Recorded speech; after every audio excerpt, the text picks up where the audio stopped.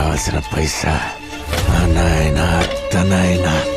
అల్లు అర్జున్ మరియు సుకుమారి కాంబినేషన్లో వస్తున్నటువంటి భారీ పాన్ ఇండియా చిత్రమే పుష్ప 2.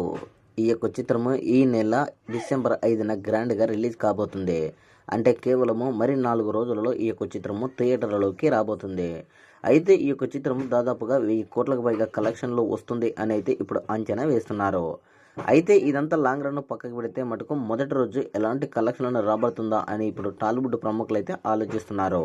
అయితే మొన్న రిలీజ్ అయినటువంటి దేవర చిత్రము బాక్సాఫీస్ దగ్గర మొదటి రోజు భారీగా కలెక్షన్లను రాబట్టింది. దేవర చిత్రము అన్ని ఏరియాలో కలిపి మొదటి రోజు వచ్చేసి 175 కోట్ల గ్రాస్ కలెక్షన్లు రాబట్టి బాక్సాఫీస్ని షేక్ చేసింది. అయితే ఇప్పుడు పుష్ప 2 టార్గెట్ వచ్చేసి దేవర చిత్రము అని అనుకోవచ్చు.